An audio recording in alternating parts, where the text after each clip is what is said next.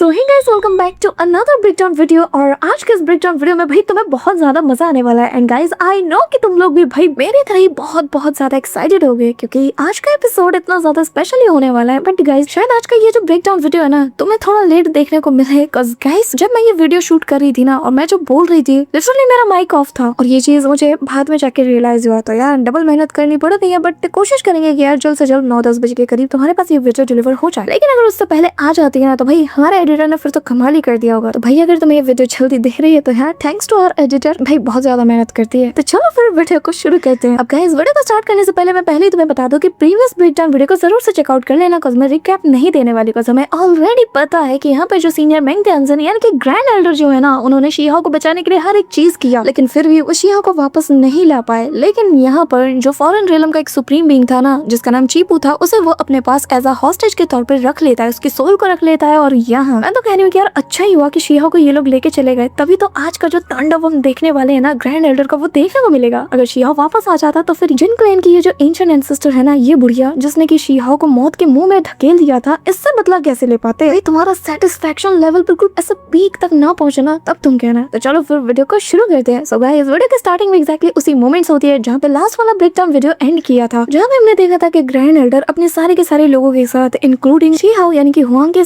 सारे दोस्तों के साथ यहाँ पे आ जाते हैं। और यहाँ पे जो एंशिएंट एंसेस्टर थी ना जिन फैमिली की, वो तो यहाँ पर उन्हें देखते साथ ही मुंह छुपाने लगती है, क्योंकि पता है कि आज इसकी बहुत बुरी तरीके से वाट लगेगी। अब तभी ग्रैंड एल्डर हवा में से लैंड करते हैं। साथ ही यहाँ पर पीछे सेकंड एल्डर और जो थर्ड एल्डर है, वो सब लोग भी इन्हें बैकअप देते हुए आगे आ रहे थे। अब जैसा कि तुम्हें पता है कि ग्रैंड एल्डर की 9 हेवन एंड 10 अर्थ रियलम में इतना ज्यादा मतलब धाक है, मतलब एक उनका ऑरा है, हर कोई उनसे डरता है। नजरों से ही इंसान बता देता है कि बंदा सामने वाला कितना इंपॉर्टेंट रखता है। सबके सब अपनी नजरें नीचे कर लेते हैं, कोई एक बंदा यहाँ पे हिलता नहीं है उनके सामने से, और चुपचाप उन्हें रास्ता देते जा रहे थे। और यहाँ पे जो एंशिएंट एंसेस्टर थी ना, वो बुढ़िया यहाँ पे अपनी नजरें चुराने लगती है। तभी उसकी नजर जो वैंग फैमिली के एंसेस्टर है, जो कि वांग शेनशेंग है, उसके तरफ वो देखने लगती है। अब यहाँ पे ग्रैंड एल्डर के हाथ में वो छोटा सा फर्नेस था, जिसके अंदर की यहाँ पे फॉरेन रियलम के सुप्रीम बीइंग्स मौजूद थे, जिनको कि उन्होंने बहुत बुरी तरीके से निपटा दिया था। और इन्हें आज यहाँ पर इंपीरियल पास के सामने एज अ ट्रिब्यूट के तौर पर ये पेश करने वाले थे। जिसके बाद सभी लोग यहाँ पे ग्रैंड एल्डर को चीयर अप कर रहे थे, और यहाँ पे उसे गॉड ऑफ वॉर कहते हुए चारों तरफ उसके नारे लगाते हैं। चारों ओर उसी की आवाजें गूंजने लगती है। और तभी यहाँ पे इंपीरियल पास का ये पूरा का पूरा इलाका ग्रैंड एल्डर के नारों से गूंजने लगता है। और तभी यहाँ पर वो छोटा सा जो फर्नेस था, उसे ऊपर करते हैं और कहने लगते हैं कि आज मैं यहाँ पर इंपीरियल पास को वो ट्रिब्यूट देने वाला हूँ जिसके लिए वो सालों से प्यासी है। अब तभी यहाँ पे धीरे धीरे करके उन सारे बंदों की जो सोल है ना, वो बाहर निकलने लगती है उस फर्नेस से, और जिसे कि एज अ ट्रिब्यूट के तौर पर वो इंपीरियल पास के सामने पेश करते हैं। यहाँ पर सभी लोग बहुत ज्यादा जोश में थे। अब हमें इंपीरियल पास का जो एंसेस्ट्रल ऑल्टर है, उसका भी सीन दिखाया जाता है। अब तभी यहाँ पे प्रिंसेस और यहाँ पे जो रैबिट गर्ल है, ये दोनों मौजूद थी, और वो कहने लगती है कि सीनियर मेंग त्यानसन, सच में आज आपने वो कर दिया है जिसकी हमें सख्त जरूरत थी। अब यहाँ पे हम देख पाते कि ऑल्टर के सामने जो ग्रैंड एल्डर है, वो भी मौजूद थे। और तभी यहाँ पे वो फिर भी काफी ज्यादा उदास थे, क्योंकि उन्हें लग रहा था कि इन्होंने इतना सब कुछ किया, पर फिर भी हुआंग को वो बचा नहीं पाए। ये लोग अपने साथ ले ही गए। तभी जो एंशिएंट एंसेस्टर थी ना, वो आगे आती है, और जिन फैमिली की ये एंसेस्टर आते साथ ही कहने लगती है, इससे फर्क नहीं पड़ता कि हेवनली अबिस को ये अनडाइंग किंग्स यानी कि इमोर्टल किंग्स क्रॉस कर पाते हैं या नहीं, क्योंकि हमें पता है कि उनके पास ये ताकत ऑलरेडी मौजूद है, और 50-50 चांसेस है कि हम उन्हें रोक पाए या फिर ना भी रोक पाए। और ये बात तुम भी बहुत अच्छे से जानते हो। लेकिन हुआंग, सच में ये बहुत ज्यादा शर्मनाक है कि एम्पर पास को बचाने के लिए हम उसका सही से यूज नहीं कर पाए। पर मुझे खुशी है कि एटलीस्ट जाने से पहले उसने अच्छा फैसला लिया और अपनी जिंदगी का ऐसा सौदा किया कि जिसके चलते हमें 500 साल का वक्त मिल गया, और इंपीरियल पास को तब तक हम और ज्यादा स्ट्रॉन्ग बना सकते हैं। यहाँ पे तभी हम ग्रैंड एल्डर को देख पाते हैं, जहाँ पर वो ये सारे भाषण जब सुनता है ना, उसे बहुत गुस्सा आने लगता है। तभी यहाँ उसकी जो ताकत है वो जवाब देने लगती है। हल्का हल्का खून की उल्टियां कर रहे थे वो। और तभी सेकंड एल्डर कहने लगते हैं कि इन्होंने सच में एक बहुत भारी कीमत चुकाई है इंपीरियल पास के लिए, उन्होंने बहुत कुछ किया है, और फॉरेन रियलम के एक तगड़े बंदे को पकड़ने के लिए इन्होंने अपने कल्टीवेशन तक को दांव पे लगा दिया। यहाँ पे सभी लोगों को ग्रैंड एल्डर की फिक्र हो रही थी। लेकिन जो यहाँ पे एंशिएंट एंसेस्टर थी ना जिन फैमिली की, वो कहने लगती है कि एल्डर मेंग त्यान, भले ही उम्र में हम सेम है, लेकिन फिर भी आप मुझसे सीनियर है, एल्डर है, लेकिन इतना तो आप भी समझ गए होगे कि आपके जैसा एक पावरफुल कल्टीवेटर भी इनके सामने कुछ भी नहीं है। आज आपकी भी ये हालत हो चुकी है, आपके फाउंडेशन तक को इन्होंने हिला के रख दिया। और जब आप सेकुलेशन में थे, तब यहाँ पर सारी चीजें मैंने मैनेज की। आपको पता भी ये इंपीरियल पास का हाल क्या था, मैंने ही सब कुछ मैनेज किया। और जो बाकी के सुप्रीम बीइंग्स हैं, उनके साथ मैंने कांटेक्ट बनाने की भी कोशिश की, और यही हमारे पास इकलौता रास्ता है। और मैंने जो किया है ना, उस पर मुझे नाज है, क्योंकि मैं कोई भी इल्जाम, कोई भी ताना सह सकती हूँ, लेकिन मुझे हर हाल में 9 हेवन एंड 10 अर्थ को प्रोटेक्ट करना है। मेरे लिए मेरा रियलम पहले है, और मुझे हर हाल में इसको बचाना है। और मुझे आज खुद पे बहुत ज्यादा गर्व है कि मेरी सूझबूझ के चलते हमें 500 साल का सुकून मिल चुका है। 500 साल का वक्त, 500 साल का वक्त कोई कम नहीं होता। 500 ईयर्स में बहुत कुछ कर सकते हैं, आराम से अपनी जिंदगी गुजार सकते हैं। अब यहाँ पे इसकी बहुत सुनकर ना ग्रैंड एल्डर बस चुपचाप ऐसे बैठा हुआ था, देख रहा था कि किस हद तक ये खुद को डिफेंड कर पाती है। और वो बार बार जब खुद को इतना डिफेंड करती ना तब उनकी बस हो जाती है, और तभी यहाँ पे उनकी स्वॉर्ड सीधा जाके उससे टकराती है, जिससे ये बुढ़िया काफी दूर जा गई थी। और ग्रैंड एल्डर कहने लगते हैं कि जिन सुप्रीम बीइंग्स की तुम बात कर रही हो ना, जो कि दूसरे वर्ल्ड में इस वक्त एग्जिस्ट करते हैं, उनको चाहिए कि वो हमारी हिम्मत देखें। वो लोग इसी इंतजार में है, कायरों की मदद वो क्यों करेंगे? जो लोग खुद अपने लिए स्टैंड लेना नहीं जानते, जो लोग अपने ही लोगों को दुश्मनों के हवाले कर दे, वो लोग उनकी मदद करने आएंगे। और तुम यहाँ पर महान बन रही हो 500 साल बाई करने का। किस लिए बाई किया? ताकि तुम उनकी चाटो,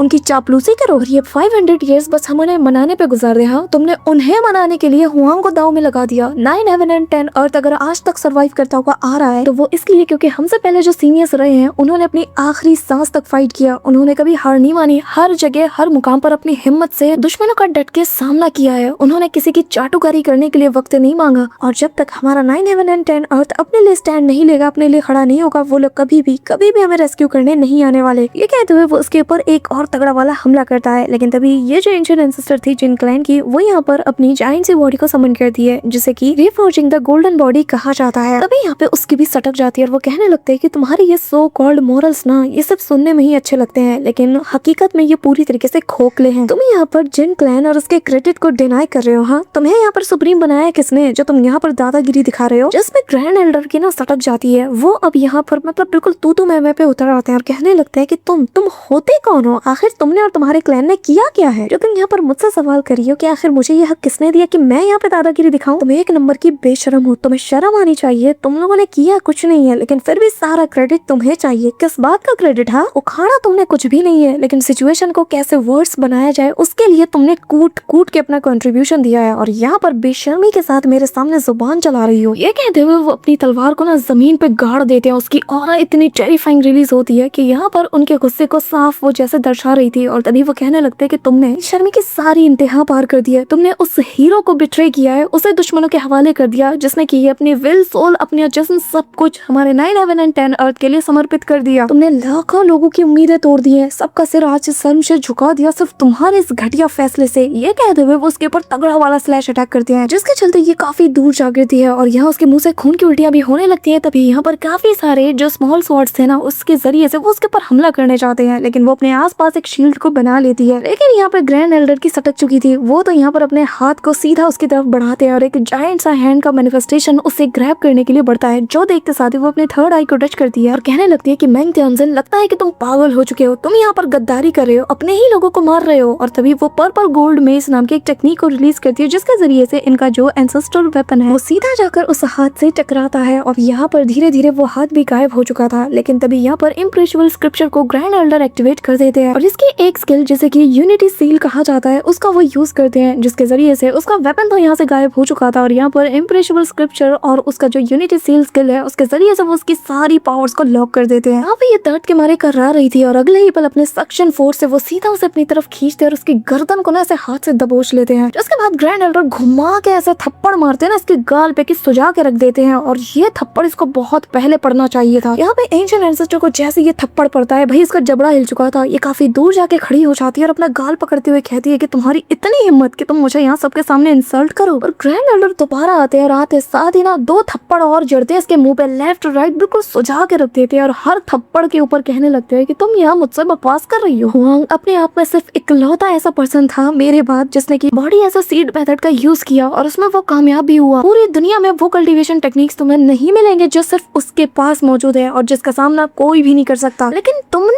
अपने इस बूढ़ी दिमाग का यूज करके उसे इसके हवाले कर दिया। ले एक और चाटा। वहाँ पे जैसे इसको 14 थप्पड़ पड़ता है ना, शीहाओ के दोस्त भी कहने लगते हैं कि बहुत सही सीनियर, इसे एक और लगाइए, ये डिजर्व करती है इनके साथ आज जो कुछ भी हो रहा है। जिसके बाद ग्रैंड एल्डर एक और थप्पड़ मारते हैं। इसका जबड़ा आधा टूट चुका था, चारों तरफ खून फैल जाता है। ग्रैंड एल्डर उसे याद दिलाते हैं कि जाने से पहले भी उसने कुछ भी अपने पास नहीं रखा, सब कुछ यहाँ सबके लिए न्यौछावर कर दिया, अपना जान, अपना सोल, सब कुछ उसने दांव पे लगा दिया। इसके लिए, तुम्हारे जैसे खोखले एंसेस्टर्स के लिए। ले एक और थप्पड़। यहाँ पे इसका चेहरा देख के भाई मुझे जो सुकून मिला है मैं तुम्हें बता नहीं सकती गाइस। क्या बताओ, ऐसा लग रहा है इसका फोटो ना ऐसे फ्रेम करके अपने रूम में लगा दो और इतना सही लेवल की फीलिंग आ रही है। अब तभी ग्रैंड एल्डर हवा में जंप करते हैं और कहने लगते हैं कि तुमने ऐसे इंसान को अपने इन्हीं हाथों से उनके हवाले सौंप दिया। जिसके बाद वो दोबारा एक और थप्पड़ मारते हैं और इस बार तो ये जो इसका मुकुट था ना, ताज जैसी चीज, ये इसके खुल के गिर जाती, बाल बाल बिल्कुल बिखर से जाते हैं और बिल्कुल सॉलिड चुड़ैल लग रही थी। जिसके बाद एंड किंग कहने लगता है कि बहुत सही, एक और लगाओ मेरी तरफ से। ग्रैंड एल्डर एक और थप्पड़ जोड़ते हैं, एक और बार इसका मुंह सुझा देते हैं। तभी यहाँ पे फॉक्स गर्ल भी कहती है कि बहुत सही, और लगाओ। तभी यहाँ पे किंग ई को भी हम देखते हैं और वो भी कहने लगते हैं कि हाँ, इसके साथ ऐसा ही होना चाहिए, इसे और सजा दो। तभी यहाँ पे ग्रैंड एल्डर एक और थप्पड़ जड़ते हैं। इस दौरान तक सभी की आंखें नम थी क्योंकि हुआंग को खोने का दर्द सबको पता था। रैबिट गर्ल भी रोते हुए कहती है कि हाँ, मैंने मेरे बेस्ट फ्रेंड को खो दिया, इसकी वजह से इसको सजा मिलनी चाहिए। तभी यहाँ पे ग्रैंड एल्डर एक और थप्पड़ जड़ते हैं। इस दौरान तक वो आधी अनकॉन्शियस हो चुकी थी, मतलब हुलिया देखो। जिसके बाद धीरे धीरे वो जैसे ही आंखें खोलती है ना, ग्रैंड एल्डर सामने आते साथ ही एक ऐसा मुक्का जड़ते हैं कि सामने जाके ये गिरती है। और इस वक्त तक ये हिलने की हालत में भी नहीं थी। एंशिएंट एंसेस्टर को अच्छा सबक सिखाने के बाद ग्रैंड एल्डर सबके सामने कहने लगते हैं कि तुम्हें शर्म आनी चाहिए। हमारे 9 हेवन एंड 10 अर्थ की एक आखिरी इकलौती उम्मीद जो कि तुम सभी को बचा सकता था, तुम्हारे निकम्मे नालायक तुम्हारे डिसेंडेंट्स को बचा सकता था, तुम्हारी ब्लड लाइन को प्रोटेक्ट कर सकता था, तुमने अपने इन्हीं हाथों से उस उम्मीद को दुश्मनों के हवाले सौंप दिया। तुम्हारे साथ आज जो हो रहा है बहुत कम है क्योंकि तुम मौत से कम कुछ डिजर्व करती ही नहीं हो। ये कहते हुए वो यहाँ पे हैंड साइन बनाने लगते हैं और साथ ही बताने लगते हैं कि अगर तुम्हें 1000 बार भी मार दिया जाए ना, तो भी जो पाप आज तुमने किया है इसकी भरपाई कभी नहीं हो सकती है। अब ये कहते हुए फाइनली वो यहाँ पर जो डिस्ट्रक्टिव थंडर है उसे समन कर लेते हैं। इस दौरान यहाँ पे वांग शेन चेंगशेंग यहाँ पे सारा नजारा देख रहा था। वो जानता है कि ग्रैंड एल्डर यानी कि मेंग तंजिंग जो कर रहा है उसे कोई नहीं रोक सकता। तभी यहाँ पर वो कड़ाकेदार बिजली उसके ऊपर गिरने लगती है, उसकी बॉडी हवा में फ्लोट करती है। अब तभी ग्रैंड एल्डर अपना वर्डिक्ट सुनाते हैं और कहने लगते हैं कि मैं आज तुम्हें यहाँ पर इंपीरियल पास की तरफ से गद्दारी के जुर्म में और फॉरेन रियलन की तरफ से स्पाइंग करने के लिए तुम्हें दोषी करार देता हूँ और तुम्हें इसकी सजा मिलेगी। और आज तुम्हें इंटेरोग्रेशन के थ्रू हमेशा हमेशा के लिए कैद किया जाता है। तभी यहाँ पर वांग शेन चेंगशेंग आगे आ जाता है और सामने आते साथ ही Keylong the clans great war नाम की टेक्निक का यूज करता है, जैसे कि नैंजन सोल एम्ब्रो फॉर्मेशन कहते हैं। इसका यूज करते हुए वो कहने लगता है कि अब बस बहुत हो गया, तुम अब अपनी हद पार कर रहे हो। अब यहाँ पर दोनों के पावर एक दूसरे से टकराती है, जिसके चलते दोनों ही थोड़ा पीछे की ओर खिसक जाते हैं। और यहाँ पे ग्रैंड एल्डर कहने लगता है कि अच्छा, मुझे लगा नहीं था कि वांग फैमिली का एंसेस्टर भी इसमें खुद को घसीटना चाहेगा। अब जबकि तुम यहाँ पर इसके बीच में आ रहे हो ना, तब तुम्हें भी सजा मिल के रहेगी। ये कहते हुए ग्रैंड एल्डर सीधा उसकी तरफ रवाना हो जाते हैं और अचानक से दोनों यहाँ से डिसअपीयर होकर काफी ऊंचाई पे आ जाते हैं। और जहाँ ग्रैंड एल्डर और दूसरी तरफ वांग चेंगशेंग दोनों अपना फिस्ट एक दूसरे की तरफ बढ़ा देते हैं। जैसे ही दोनों एक दूसरे से टकराते हैं ना, तो एक ह्यूज सा इम्पैक्ट रिलीज होता है और ये दोनों काफी पीछे जा गिरते हैं। वांग चेंगशेंग को देखकर ना ग्रैंड एल्डर को और गुस्सा आता है क्योंकि ये तब मौजूद था जब शी हाओ का यहाँ पे सौदा हो रहा था, लेकिन इसने फिर भी कुछ नहीं किया। तो यहाँ पर इनका गुस्सा भी और 7वें आसमान में पहुंच जाता है। दोनों वापस एक दूसरे की तरफ बढ़ते हैं। अब वांग एंसेस्टर यहाँ पर अपनी स्वॉर्ड से उनकी तरफ स्ट्राइक करता है, लेकिन ग्रैंड एल्डर भी अपनी पावर का यूज करते हुए एक तगड़ा वाला पंच जड़ते हैं। दोनों एक दूसरे से काफी दूर छटक जाते हैं और तभी ग्रैंड एल्डर अपने इम्प्रेसिबल स्क्रप्चर का यूज करते हैं। वो अपने एब्सोल्यूट पीक की पावर का यूज करते हैं, जो कि यहाँ पर वांग एंसेस्टर भी नोटिस कर लेता है और कहने लगता है कि क्या बात है, मेंग तंजिन आज अपनी बॉडी को फोर्स कर रहा है और फोर्सफुली इसे यूज भी कर रहा है। और आज वो एक ऐसा पर्सन बन चुका है जैसे कि मैंने आज से पहले कभी देखा ही नहीं। यहाँ पे वो समझ आता है कि ये अगर इतना ज्यादा सीरियस है तो जाहिर है वो आर या पार की फाइट करके रहेगा, तो इससे फाइट करने का कोई फायदा नहीं। तो इसीलिए वो साइड हो जाता है और ग्रैंड एल्डर बिना उसकी तरफ देखे सीधा यहाँ पर जिन फैमिली की एंशिएंट एंसेस्टर के ऊपर अपना जो वर्डिक्ट है उसे गिरा देता है। यानी कि उसका फैसला हो चुका था और एक कड़ाकेदार बिजली सीधा उसके ऊपर वो उतार देता है, जिसके बाद उसके ऊपर 3 बार उस लाइटनिंग से हमला किया जाता है। और फिर ग्रैंड एल्डर कहने लगता है कि इसे ले जाओ और एंसेस्ट्रल हॉल में इसे कैद करके रख दो, और जो कोई भी इसके फेवर में खड़ा होने की कोशिश करेगा ना, उसको भी नहीं बख्शा जाएगा। यहाँ पर ये सारा मैसेज था जिन फैमिली को सपोर्ट करने वाले लोगों के लिए, इवन कि जिन फैमिली के डिसेंडेंट्स के लिए भी। अब उनका आदेश सुनते साथ ही यहाँ पर सारे एल्डर्स इसे लेकर यहाँ से चले जाते हैं। तभी किंग ये कहने लगती है कि सीनियर, हम यहाँ से जा रहे हैं ताकि जल्द से जल्द हम किसी की मदद लेकर वापस आ पाए, क्योंकि ये वक्त बहुत जल्दी गुजर जाएगा। अब ये लोग हेल्प की तलाश में ना यहाँ से बाहर चले जाते हैं, यानी कि इंपीरियल सिटी को छोड़ देते हैं। और ग्रैंड एल्डर हुआंग को याद करते हुए कहने लगते हैं कि मेरे बच्चे, माफ करना कि मैं सही वक्त पर नहीं आ पाया और तुम्हें इस सब से गुजरना पड़ रहा है। न जाने वो वक्त कब आएगा जब हम वापस से मिलेंगे और कब मैं तुम्हें वापस से तुम्हारे घर वापस ले आऊंगा। अब यहाँ पे गाइस सीन शिफ्ट होता है और हमें एलियन रियलम बॉर्डर का सीन दिखाया जाता है, यानी कि फॉरेन रियलम बॉर्डर। जिसके बाद फॉरेन रियलम का गेट भी हमें दिखाया जाता है, जहाँ पर की शी हाओ का जो कैरेज है काफी तेजी से पहुंच चुका था और ये वही जगह है कि जिसके जरिए से फॉरेन रियलम में एंटर हुआ जा सकता था। अब यहाँ पे शी हाओ पीछे मुड़ के देखता है और यहाँ इंपीरियल पास को फेयरवेल कहते हुए कहने लगता है कि मेरा घर, मेरी जगह, जिसके लिए मैंने सब कुछ कुर्बान कर दिया, अपना ख्याल रखना। अब शी हाओ जैसे कदम रखता है ना इस वर्ल्ड में, तो यहाँ का जो हेवनली दाव है वो कहीं ना कहीं इसे अंदर से तोड़ने की कोशिश कर रहा था और इसे दाव of heaven and earth coverage कहा जाता है। और यहाँ जितने लोग थे ना फॉरेन रियलम के, वो शी हाओ को देखकर मजाक उड़ा रहे थे और कहने लगते कि देखो, आते साथ ही इसे सजा मिलना शुरू हो गया। अब तो बस किसी भी वक्त इसकी बॉडी एक्सप्लोड करने वाली है। हमारे रियलम का दाव कंप्लीट है और इसकी बॉडी कभी भी इसे झेल नहीं सकती। लेकिन धीरे धीरे करके शिहाओ कहीं ना कहीं इस माहौल में खुद को ढाल लेता है और तभी उसे यहाँ अपनी नजरों के सामने वर्ल्ड ट्री नजर आती है, जैसे कि symbol of the complete realm of दाओ प्रिंसिपल कहा जाता है। शिहाओ समझ चुका है कि अब जबकि वो यहाँ पर आया है तो यहाँ से हर एक अपॉर्चुनिटी को अपना के ही वापस जाएगा और जो भी अपॉर्चुनिटी मुझे मिलेगी मैं उसका भरपूर फायदा उठाऊंगा। शिहाओ का प्लान सेट था। तभी यहाँ पे वर्ल्ड ट्री के नीचे में दिखाया जाता है कि इसकी जड़ों के नीचे ना प्रिजन्स बनाए गए थे जहाँ पर कैदियों को कैद करके रखा जाता है और इसे ब्लैक स्क्रिप्ट कहते हैं, जैसे कि लोकल्स यहाँ ब्लैक वाटर सिटी भी कहते हैं। और यहाँ हम काफी सारे कैदियों को देख पाते हैं जो कि न जाने कितने सालों से सजा काट रहे हैं। अब इस दौरान शिहाओ को भी एक बहुत बड़े से प्रिजन के अंदर ले जाया जाता है और जैसे ही उसके अंदर उसे धक्का दिया जाता है ना तो उसकी बॉडी में अचानक से इंटेंस पेन होने लगता है, क्योंकि यहाँ का जो सील्ड रिस्ट्रिक्शन है जैसे कि शिहाओ की बॉडी पे सेकंड एल्डर और बाकी सबने लगाया था ताकि यहाँ फोर्सफुली इसकी बॉडी से किसी भी चीज को खींचा ना जा सके, तो यहाँ पर वो एक्टिवेट हो जाता है क्योंकि यहाँ का पावर उसके अंदर से खींचने की कोशिश कर रहा था, उसे तोड़ने की कोशिश कर रहा था, लेकिन शिहाओ जैसे तैसे मैनेज करता है। तभी पीछे मौजूद वो ओल्ड मैन कहने लगता है कि तुम्हें पता है तुमसे पहले जो बंदा यहाँ पे फंसा था ना उसका रैंक मामूली सा था, यानी कि रैंक 0, लेकिन फिर भी वो यहाँ पे सर्वाइव कर गया था, पर तुम्हारी हालत देखो, तुम तो घुटनों के बल आ चुके हो। तभी यहाँ पे ये वार्डन अपने साथी से बात करने लगता है ब्यूरियल किंग के बारे में कि अभी तक उनकी तरफ से कोई ऑर्डर नहीं आया है, ना ही एंसेस्टर ने कुछ कहा है कि आखिर इस लड़के के साथ क्या किया जाए। साथ ही जाने से पहले कहने लगता है कि बस एक बात का ख्याल रखना, इतना भी जोर मत करना कि इसकी जान यहाँ पे चली जाए, वरना अगर इसे कुछ होता है ना तो सवाल मुझसे पूछे जाएंगे, फिर मैं तुझे नहीं छोड़ूंगा। यहाँ से वो बंदा तो चला जाता है, लेकिन ये जो वार्डन था ना इसे ये लगता है कि शायद शिहाओ यानी कि ये जो बंदा है जिसके बारे में बड़े चर्चे हो रहे हैं वो शायद कोई गूंगा होगा। तो वो कहने लगता है कि अब तो मैं जो मर्जी चाहूँ वो कर सकता हूँ क्योंकि तुम्हारे पास तो जुबान ही नहीं है कि तुम बोलोगे। तभी यहाँ पे वो कहने लगता है कि जरा ये अपने सामने देखो, ये जो बंदा दिख रहा है ना ये वांटेड क्रिमिनल है जैसे कि 9 11 स्लेव चेन्स कहा जाता है और शायद यही इसके ग्रुप का नाम था। खैर मुझे याद नहीं आ रहा, लेकिन काफी अरसा हो चुका है इस बात को। और ये ना लीडिंग फिगर था, ये उस पूरे के पूरे फिगर को लीड करता था और देख के बड़ा तरस आता है कि आज बेचारे की हालत क्या हो गई है। ये यहाँ पर हमारे अगेंस्ट खड़े होने की कोशिश कर रहा था, लेकिन आज इसका अंजाम देखो। और सच में इसके जनरेशन में जितने लोग थे ना इसने सबके ऊपर अपना डोमिनेंस साबित किया। क्या